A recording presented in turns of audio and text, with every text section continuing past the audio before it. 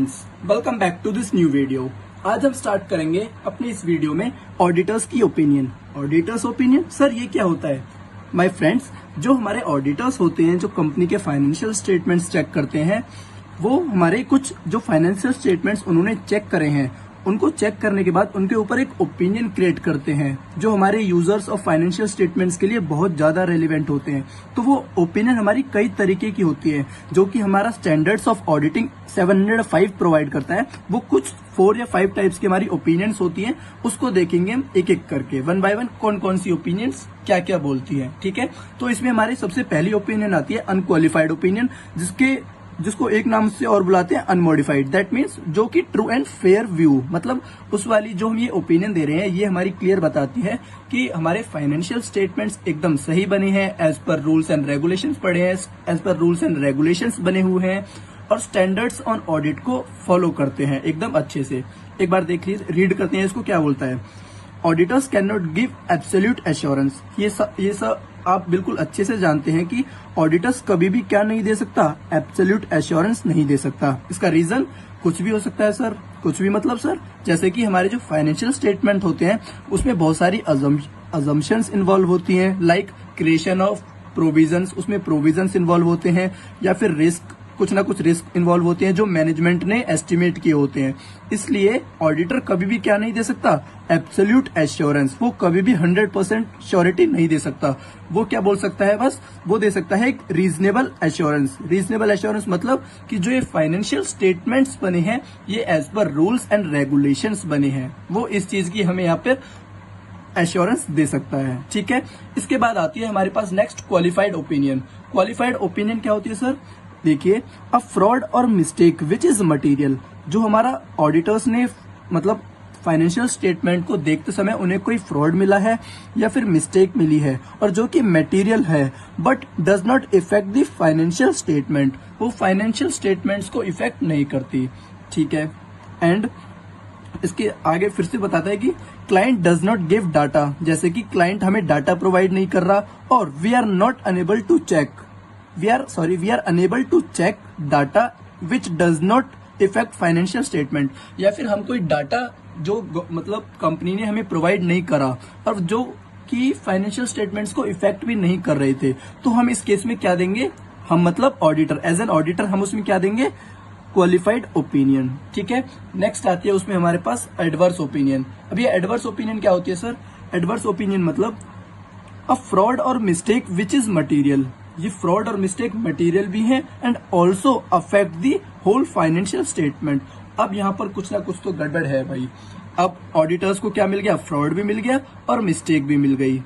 Fraud या mistake कुछ भी मिल गई, दोनों में से दोनों एक नहीं होते, पर दोनों अलग अलग होते हैं। फ्रॉड का मतलब बिल्कुल अलग है। फ्रॉड होता है जो हमने इंटेंशनली किया हो, और मिस्टेक जो बाय मिस्टेक हुई हो। ठीक है, which is material and also affect the whole financial statements. वो सारे के सारे फाइनेंशियल स्टेटमेंट्स को क्या कर रही है, अफेक्ट भी कर रही है। ठीक है, इस वाले केस में हम क्या देंगे, एडवर्स ओपिनियन, और इसको क्या बोलते हैं हम, नेगेटिव ओपिनियन भी बोलते हैं। ठीक है, नेक्स्ट आती है इसमें हमारे पास disclaimer of opinion. Disclaimer of opinion का मतलब क्या होता है, client does not give data. Client हमें डाटा भी प्रोवाइड नहीं कर रहा, ना कोई डिटेल्स प्रोवाइड कर रहा है फाइनेंशियल स्टेटमेंट से रेलिवेंट जो भी ऑडिटर्स की रिक्वायरमेंट है, and we are unable to check this data. वो हम डाटा ना वो हमें प्रोवाइड कर रहा है, ना हम चेक करने के लिए एप्लीकेबल है as an auditor, and which affect, और जो लगता है हमें कि फाइनेंशियल स्टेटमेंट्स को बहुत ज्यादा अफेक्ट करेगा। फॉर एग्जाम्पल, मान लो कोई फिक्स्ड असेट्स का पूरा डाटा था जो हम और एज एन ऑडिटर कंपनी से मांग रहे थे, बट कंपनी हमें प्रोवाइड नहीं कर रही थी, और एज एन ऑडिटर वो कंपनी के लिए या फिर ऑडिटर के लिए एक बहुत मेन कोर, जिसे बोलते हैं कोर एरिया बन जाता है चेक करने के लिए, बट कंपनी वो डाटा प्रोवाइड ही नहीं कर रही। तो यहाँ पर ऑडिटर क्या करेगा, डिस्क्लेमर ओपिनियन दे देगा, अपनी डिस्क्लेमर दे देगा कंपनी को कि I am not able to give an opinion. तो यहाँ पे क्या दे देगा auditor, disclaimer of an opinion. ठीक है, ये होती है हमारे यहाँ पर कुछ ओपिनियंस।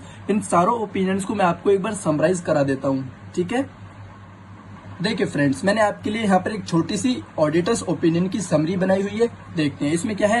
ये सारी हमारी यहाँ पर ओपिनियंस लिखी गई हैं। ठीक है, दिखा देता हूँ मैं आपको एक बार फुल स्क्रीन करके। ठीक है, ये यहाँ पर हमारी कुछ ओपिनियंस लिखी गई हैं। अब मैंने उसके बेसिस पे कि क्या हमारे लिए परवेसिव है, क्या मटेरियल है, उसके बेसिस पे हमें कौन कौन सी ओपिनियन देनी है। ठीक है, ये ओपिनियंस यहाँ पे books of accounts information expenses has been not provided. ठीक है, अब देखते हैं यहाँ पे क्या है। सबसे पहले अनक्वालिफाइड। अनक्वालिफाइड मतलब ट्रू एंड फेयर व्यू, जिसे बोलते हैं हम क्लियर रिपोर्ट। हमें इसमें कोई प्रॉब्लम नहीं है, सब कुछ एकदम रेलिवेंट है। देखिए यहाँ पे क्या हमें बुक्स प्रोवाइड करी गई जी, यस। तो हमने यहाँ पर लिख दिया यस, हमें यहाँ पर बुक्स प्रोवाइड करी गई। डाटा जो हमने कंपनी से मांगा उन्होंने हमें वो प्रोवाइड कर दिया। अब देखते हैं मिसस्टेटमेंट। क्या वो मटेरियल था जी, नहीं, वो मटेरियल नहीं था। क्या वो परवेसिव था? परवेसिव का मतलब क्या होता है, क्या वो पूरे के पूरे को इफेक्ट कर रहा था एज एन होल? क्या वो पूरे के पूरे फाइनेंशियल स्टेटमेंट को इफेक्ट कर रहा था? इसमें आंसर इज नो। तो क्या है, weather financial statement showing true and fair view और नॉट? इसका आंसर है यस, कि हमारे फाइनेंशियल स्टेटमेंट है वो क्या कर रहे हैं, एकदम ट्रू एंड फेयर व्यू दे रहे हैं। और इससे क्या बन जाएगी हमारी वो, हम क्या ऑडिटर्स क्या देगा यहाँ पे, true and fair view, that means unqualified opinion. ठीक है, अब नेक्स्ट आता है हमारे पास ऐसे ही यहाँ पर क्वालिफाइड ओपिनियन। क्वालिफाइड मतलब क्या उन्होंने हमें डाटा बुक्स वगैरह प्रोवाइड की? यस, बुक्स उन्होंने हमें प्रोवाइड की। क्या यहाँ पर मिसस्टेटमेंट थी?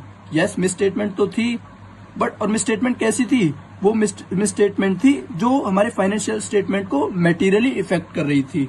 तो आंसर हो जाएगा यहाँ पे मेटीरियल इफेक्ट कर रही थी, यस। क्या वो परवेसिव थी? नहीं, परवेसिव नहीं थी सर, वो किसी न किसी एक अकाउंट को या फिर एक कोर प्रोसेस को इफेक्ट कर रही थी। ठीक है, तो यहाँ पे देखेंगे हम नोट, हमने लिखा है एक नोट, तो उस नोट को पढ़ते हैं एक बार। नोट पे क्या लिखा है, subject to ABC few material misstatements in a financial statements, all other items in financial statement are true and fair view। अरे सर ये क्या बता दिया आपने, इसका मतलब तो बताइए। आइए समझते हैं ये क्या बोलता है कि जो हमारे फाइनेंशियल स्टेटमेंट है, देखिए जो क्वालिफाइड ओपिनियन में उन्होंने हमें बुक्स भी प्रोवाइड कर दिए, डाटा भी प्रोवाइड कर दिया, और उनके जो उन्होंने डाटा प्रोवाइड किया, जब ऑडिटर ने चेक किया तो उन्हें पता लगा कि कुछ मिसस्टेटमेंट है जो कि क्या है, मटेरियल है, लेकिन वो किसी एक या दो अकाउंट्स को इफेक्ट कर रही है, वो पूरे के पूरे होल फाइनेंशियल स्टेटमेंट्स को इफेक्ट नहीं कर रही। इसी लाइन में यही लिखा गया है, सब्जेक्ट टू ABC मतलब कुछ एक दो आइटम्स को छोड़ के ABC few material misstatements in a financial statement. बस कुछ ABC जो कि 1 2 3 है, कुछ फाइनेंशियल स्टेटमेंट्स में क्या है, मटेरियली मिसस्टेटेड। इसका मतलब all other items in a financial statements are true and fair view. मतलब सर कि सारी की सारी जो फाइनेंशियल स्टेटमेंट्स में और आइटम्स हैं वो हमारे ट्रू एंड फेयर व्यू हैं। ओके सर, इस नोट का मतलब समझ आ गया जी। अब नेक्स्ट आती है हमारे पास एडवर्स ओपिनियन। एडवर्स ओपिनियन ये क्या बोलती है, सिंपल नेगेटिव ओपिनियन। क्या इन्होंने हमें बुक्स प्रोवाइड करी? यस सर, बुक्स तो प्रोवाइड करी। क्या ये मटेरियल मिसस्टेटमेंट थी? Yes sir. और सर ये तो बिल्कुल हमारे सारे के सारे फाइनेंशियल स्टेटमेंट्स को भी बहुत ज्यादा इफेक्ट कर रही थी जी। तो क्या यहाँ पे हम ट्रू एंड फेयर व्यू दे सकते हैं? बिल्कुल भी नहीं। तो ये क्या हो जाएगी हमारे यहाँ पर, ऑडिटर क्या देंगे, adverse opinion. And last one आती है हमारे यहाँ पर disclaimer of an opinion. Disclaimer of an opinion मतलब सर उन्होंने हमें बुक्स तो प्रोवाइड की ही नहीं, और जो कि साथ साथ वो हमारे फाइनेंशियल स्टेटमेंट्स को बहुत ज्यादा इफेक्ट कर रही है और परवेसिवली कर रही है। ठीक है, तो यहाँ पर ऑडिटर क्या कर देगा, डिस्क्लेमर ओपिनियन दे देगा। ठीक है, तो यहाँ पर हमने समझी ये सारी ऑडिटर्स की ओपिनियन।